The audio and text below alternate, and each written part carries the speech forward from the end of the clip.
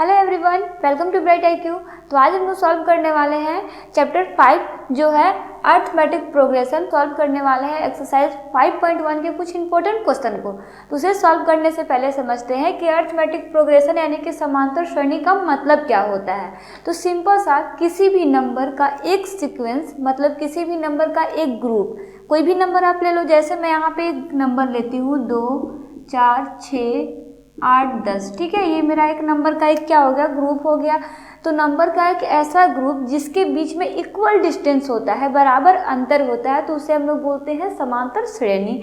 जैसे अगर आप यहाँ पे देखो तो 2 और 4 के बीच में 2 का अंतर है, 4 और 6 के बीच में 2 का अंतर है, 6 और 8 के बीच में 2 का अंतर है। तो इसे हम लोग क्या बोलेंगे, समांतर श्रेणी बोलेंगे। शॉर्ट फॉर्म में इसे AP बोलेंगे, ठीक है। अब देखो इसमें क्या होता है, इसमें जितने भी टर्म्स दिए हुए हैं, 2 एक टर्म्स है, 4 एक टर्म्स है, 6 एक टर्म्स है, ये सारे टर्म्स हैं, पद हैं, ठीक है। तो जो सबसे पहले आता है उसे बोलते हैं A1 जो होता है प्रथम पद। जो दूसरे में आता है उसको बोलते हैं A2 यानी कि दूसरा पद। उसी तरह से आता है तीसरा जो होता है A3 और इसे हम लोग बोलते हैं तीसरा पद यानी कि थर्ड टर्म। इस तरह से हमारा बनता है टर्म। अब देखिए, अब इसमें हम लोगों को क्या देखना होता है, कॉमन डिफरेंस, जिसे हम लोग बोलते हैं सार्वअंतर, जिसे हम लोग डिनोट करते हैं D से। इसे निकालने का ये तरीका होता है कि हमारे पास जो भी नंबर दिए, जैसे कि फर्स्ट नंबर A1 होता है, सेकंड नंबर A2 होता है, third number A3, fourth number A4 और फिफ्थ नंबर A5 होता है, ठीक है। तो D निकालने के लिए हम लोग क्या करते हैं कि सेकंड में से फर्स्ट को लेस करते हैं, थर्ड में से सेकंड को लेस करते हैं, फोर्थ में से थर्ड को लेस करते हैं, यानी कि घटाते हैं। देखो कैसे, जैसे D हमें निकालना है ना, तो हम लोग क्या करेंगे, A2 माइनस A1 करेंगे। A2 कितना है, 4 है, A1 कितना है, 2 है, दोनों को लेस करेंगे तो कितना आएगा, 2, यानी कि हमारा कॉमन डिफरेंस सार्वअंतर जो है वो क्या निकलता है, D निकलता है, ठीक है। तो इस तरह से हम लोग D निकाल सकते हैं, यानी कि कॉमन डिफरेंस निकाल सकते हैं जो भी हमारे पास सीरीज दिया हुआ है, AP दिया हुआ है, ठीक है। अब देखो, अगर आपको बोला जाए कि अगर आपके पास 1 2 3 4 5 टर्म दिए हुए हैं, अब इसके और आप 2-3 टर्म और निकालो, तो उस कंडीशन में हम लोग क्या करते हैं कि हमारे पास पहला पद दिया हुआ है D यानी कि सार्वअंतर दिया हुआ है, ये दोनों चीज़ तो हमारे पास दिया हुआ है। तो सिंपल सा इसमें हम लोग एक चीज़ और ऐड करते हैं। 2 हमारा पहला पद हो गया जिसे हम लोग क्या बोलते हैं, A1 बोलते हैं। 2 यहाँ पे हमारे पास क्या आ गया, D आ गया। अब देखो हम लोगों को अगर यहाँ पे जैसे मान लो यहाँ पे 1 2 3 4 5 है, अगर हम लोगों को A6 निकालना है तो सिंपल से हम लोग A6 निकालने के लिए क्या करेंगे, A प्लस 5D करेंगे। क्योंकि हमारे पास A6 निकालना है तो सिंपल सा D को क्या करना है, एक कम करके उसको गुणा कर देना है और A को जोड़ देना है। जैसे यहाँ पे अगर A क्या है, मेरे पास 2 है, D कितना दिया हुआ है, 2 दिया, तो 5 इंटू 2 करेंगे, यहाँ पे क्या हो जाएगा, 2 प्लस 10 इक्वल टू 12। 10 के बाद क्या हम लोग पढ़ेंगे, 12 पढ़ेंगे, ठीक है। तो इस तरह से हम लोग सीक्वेंस भी आसानी से बना सकते हैं, यानी कि और भी अगर अदर पद हम लोगों को निकालने के लिए बोला जाए तो इस तरह से हम लोग बहुत ही आसानी से निकाल सकते हैं। बस यही आपको 5.1 के अंदर पढ़ना है। तो चलिए अब हम लोग स्टार्ट करते हैं 5.1 के क्वेश्चन नंबर 2 से। तो एक्सरसाइज 5.1 के अंदर हम लोग क्वेश्चन नंबर 2 को सॉल्व करते हैं, जिसमें हम लोग 3 इंपॉर्टेंट क्वेश्चन को लिए हैं। जिसमें हमारे पास क्वेश्चन नंबर फर्स्ट दिया हुआ है, जिसमें हमारे पास A का वैल्यू 10 है और D का वैल्यू 10 है। इसमें से हम लोगों को क्या निकालना है, 4 पद निकालना है। जिस तरह से मैं आपको 2 4 6 8 लिख के बताई थी ना, उसी तरह से इसका और पद निकालना है, ठीक है। तो उसे निकालने के लिए हम लोग क्या करते हैं, तो देखो पद निकालने के लिए सिंपल सा होता है, मैं क्वेश्चन नंबर 1 को लिख रही हूँ ना। जैसे A इक्वल टू 10 दिया हुआ है और D इक्वल टू मेरे पास 10 दिया हुआ है, हम लोगों को निकालना है क्या है, नेक्स्ट पद निकालना है। तो इसके लिए हम लोग क्या करते हैं, सिंपल सा हमारे पास A1 दिया हुआ है 10, A2 निकालने के लिए हम लोग क्या करेंगे, A प्लस D करेंगे, क्योंकि अभी हमारे पास तो सेकेंड ही नंबर निकालना है, तो हम लोग सिंपल सा D करेंगे। A का वैल्यू कितना है, 10 है, D का वैल्यू कितना है, 10 है, इसे निकालेंगे तो कितना आ जाएगा, 20।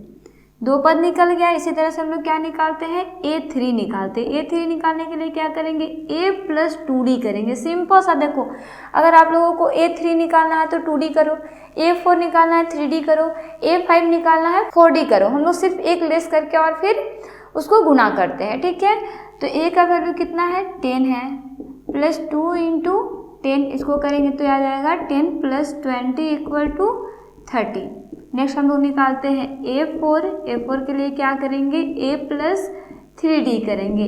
A का वैल्यू 10 है तो 3 इंटू 10 करेंगे तो कितना आ जाएगा, 10 plus 30 equal to 40। Term equal to यानी कि 4 पद क्या होगा, पहला पद मेरा 10 हो जाएगा, 20, 30 एंड 40, ये हो गया मेरे पास 4 पद यानी कि 4 टर्म आप इसको बोल सकते हो। ठीक है, तो इस तरह से हम लोग बहुत ही आसानी से टर्म को निकाल सकते हैं अगर हमारे पास ए और डी दिया हुआ है तो।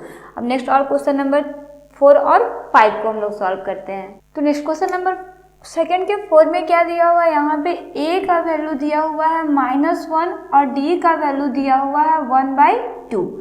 हम लोगों को निकालना क्या है, सिंपल सा a1 तो जो है मेरे पास a हो गया मेरा a1 यानी कि 1 हो गया। हम लोगों को a2 निकालना है, a2 निकालने के लिए क्या करेंगे, a प्लस d करेंगे, a का वैल्यू -1 प्लस 1/2, इसके नीचे कुछ नहीं है तो 1 है, इसको क्रॉस मल्टीप्लाई कर देंगे क्योंकि यहाँ पर तो एलसीएम लेने का कोई ज़रूरत है ही नहीं, 2 दिया हुआ है तो -2 प्लस 1/2 इक्वल टू क्या हो जाएगा -1/2, क्योंकि 2 में से 1 जाएगा तो कितना बचेगा, 1 बचेगा, लेकिन साइन बड़ा नंबर का इसलिए -1।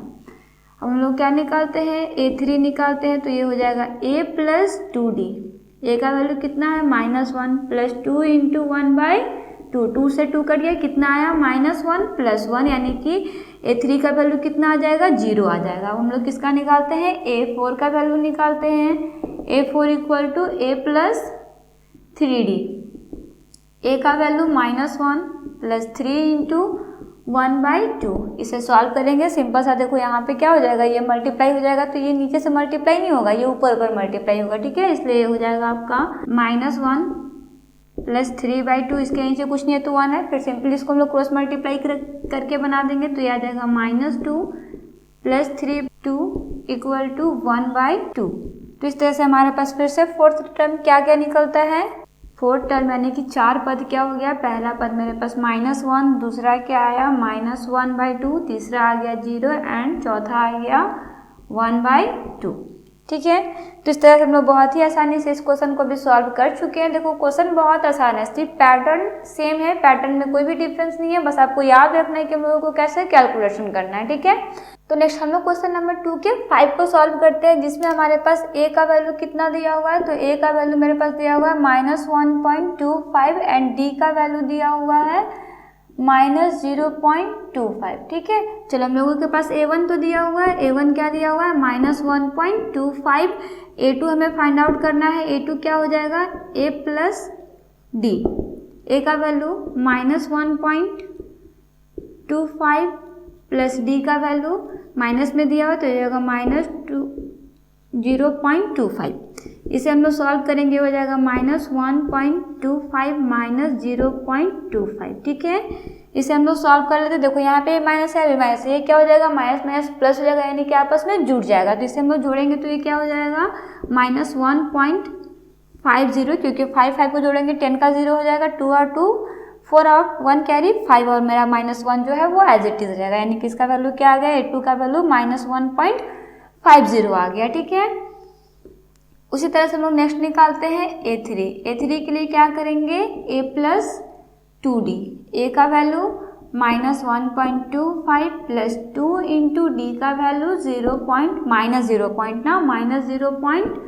-0.25। ठीक है, इसे सिंपल से हम लोग सॉल्व कर लेते हैं, ये हो जाएगा -1.25, यहाँ पे प्लस माइनस मल्टीप्लाई होकर माइनस हो जाएगा, इसे हम लोग मल्टीप्लाई करेंगे तो हो जाएगा 0.50। हम लोग इसको सॉल्व करते हैं, यहाँ पे भी माइनस माइनस प्लस हो जाएगा, यानी कि साइन हम लोगों का माइनस का रहेगा, इसे हम लोग जोड़ेंगे तो ये क्या हो जाएगा, ये हो जाएगा 1.75। ठीक है, हम लोग निकाल लेते हैं a4 इक्वल टू क्या हो जाएगा a प्लस 3d, a का वैल्यू -1.25 प्लस 3 इंटू -0.25। ठीक है, -1.25, अगर हम लोग इसको मल्टीप्लाई करेंगे माइनस माइनस प्लस, इसको मल्टीप्लाई करते हैं तो ये क्या हो जाता है 0.75। नेक्स्ट हम लोग इसको यहीं पे ऐड करके लिख लेते हैं, इसको हम लोग ऐड करेंगे तो 5 को 5 से ऐड करेंगे 0 हो जाएगा, 2 और 7 9 और 9 और 1 कैरी 10 का 0, यहाँ पे 1 और 1 -2 हो जाएगा, यानी कि -2.00, इसे आप लोग क्या लिख सकते हो, सिर्फ -2 लिख सकते हो। ठीक है,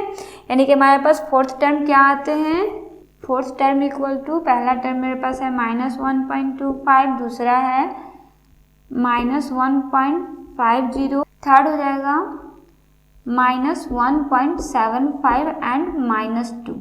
ठीक है। जिस तरह से हमारे पास फोर्थ टर्म जो बहुत आसानी से निकल चुके हैं, इस तरह के क्वेश्चन को आप बहुत ही आसानी से सॉल्व कर सकते हो। आपको सिर्फ पैटर्न याद रखने का ज़रूरत है, क्वेश्चन बिल्कुल भी हार्ड नहीं है।